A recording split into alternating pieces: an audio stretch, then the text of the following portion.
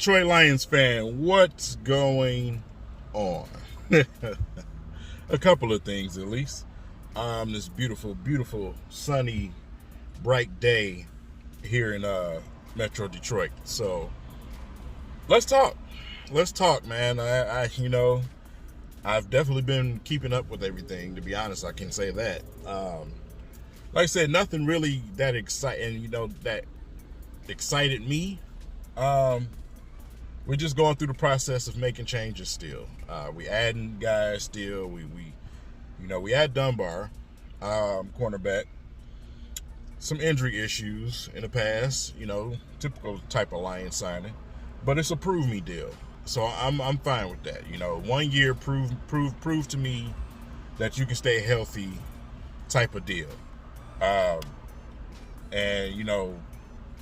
have no issue with that. Dunbar was definitely on the up and up before he got injured.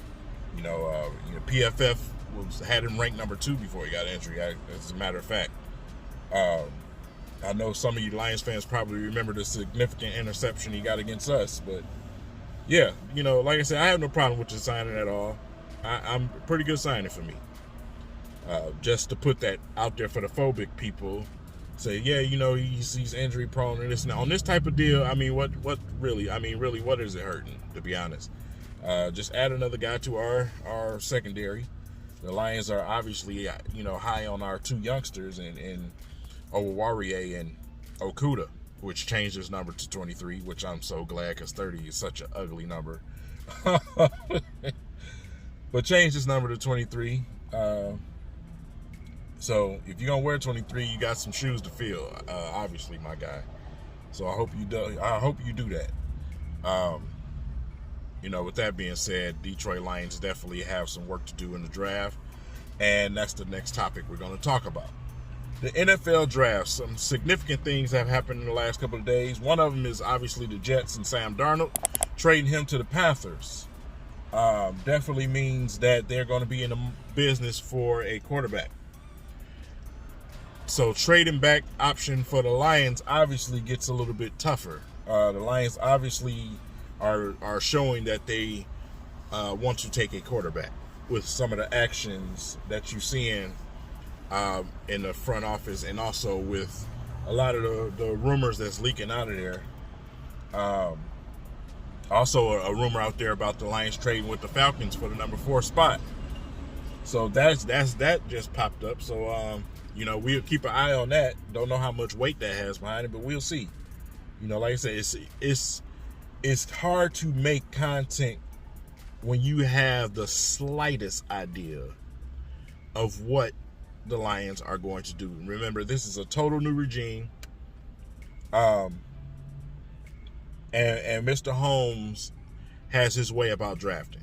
So I'm going to give him the same respect that I give Troy Weaver of the Pistons, and let him do his thing first before I judge and say anything. I'm going to give him this opportunity first, his fair, square opportunity. So, with that said, and based on his history, I don't know if it's all smoke and mirrors. If certain quarterbacks are available, I think the Lions may take a shot at it. Trey Lance being one of them, because he said himself that he's willing to sit out if he got to, and learn. So that'll be probably a move that the Lions might look forward to making if available. Obviously, you got Jared Goff right there at the helm.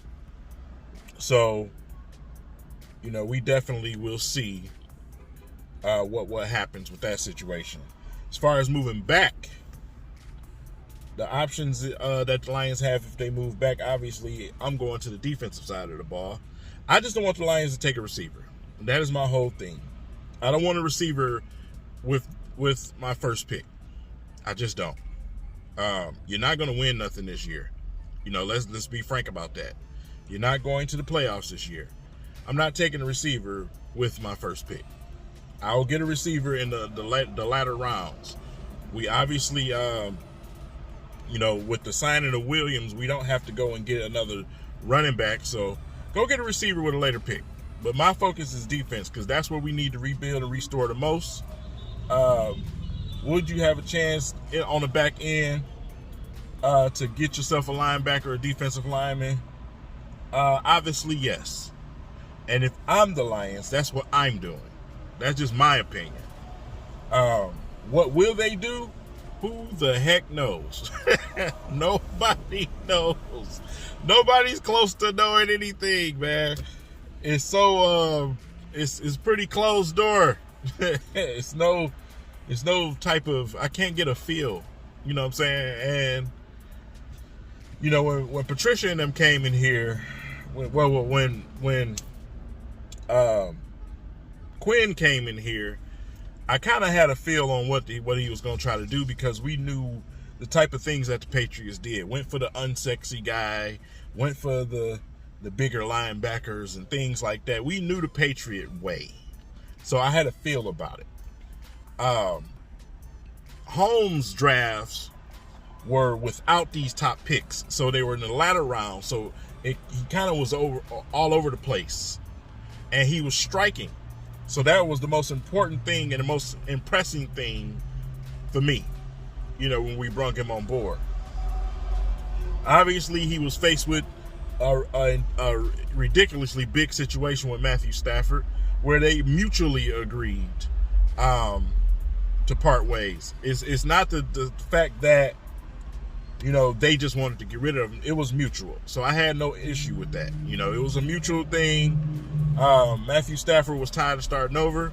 You know, they went ahead and moved on from their coordinator. So Matthew Stafford said, you know, Bevel's gone. I'm not about to do this all again. If I'm going to do it, it's going to be with another team, and I'm going to give myself a chance to win so I can try to have a shot to get myself in the Hall of Fame, because there's no guarantees, you know, playing with the Lions. You got the stats, but he hasn't won anything meaningful. So smart move on his end, obviously. So I have no problem with that. You know, and I always look back into the previous drafts with Mr. Holmes, and I give him a chance based off that alone. So I just don't know what they're going to do. It's going to be interesting. It's definitely going to be interesting. It's hard to do a mock draft. I have to do one, though, and I will do one. But it's not easy to do. It is definitely not easy to do. What is the National Guard? National Guard riding up Telegraph with something on the back of their truck. That's interesting. But yeah, it's very interesting, man, to see what the Lions, the situations that they're in. They can go so many directions, you know, and it's kind of frustrating for guys like me, because it's like, man, we want to make some content, some informative content, man, but it's just not obvious. It's not obvious this time around. So will they take a quarterback? Will they take a receiver? And if not, neither one of those, they do decide to go defense, where do they go? Do they go linebacker? Do they go defensive lineman? I'm going to bet and say linebacker, to be honest. So, you know, that's the closest I can get. That is the closest I can get. So that's just where it is right now. We just got to keep our eyes open to the rumors, man, and try to, you know, pinpoint a few characteristics of the staff that we have. You know, bringing in Dunbar, obviously, with someone of the past being on our roster, being his one of his coaches before, you know, in the Washington days. So, you know, that's a plus for him, obviously.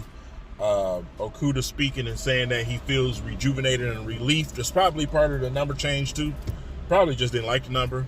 But rejuvenated and since the coaching change and things like that also speaks to Matt Patricia and the dark cloud that they put over this franchise when you got rookies saying that type of thing. So you got rookies and veterans saying it. So, I mean, we all know obviously what was going down.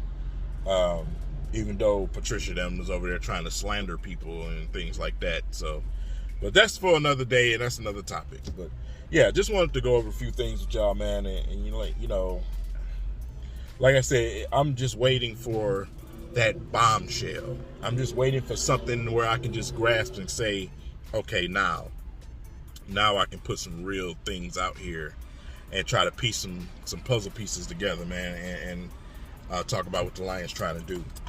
But until that point, man, we'll just keep coming and checking in every once in a while. You know, it's the off season. It's a long off season. We got the Tigers back in play, who are currently 2-2. You know, and obviously we have the Pistons right now, which I'm very busy with.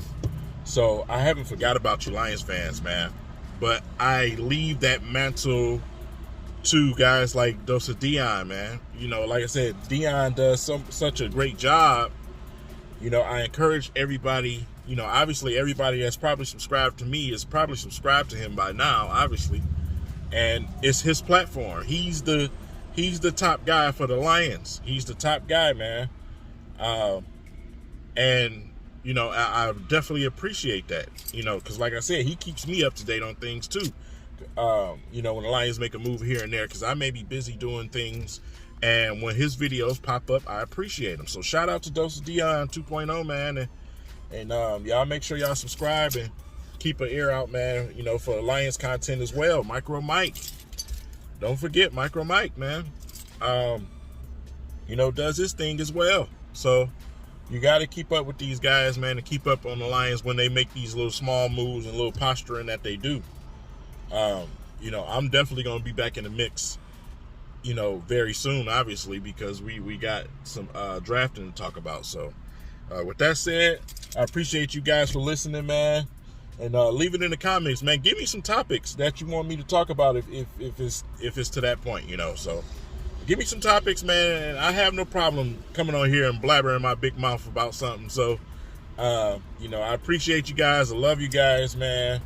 And even though we're getting ready to head into this losing type of thing until we can get things together, we got to stick together.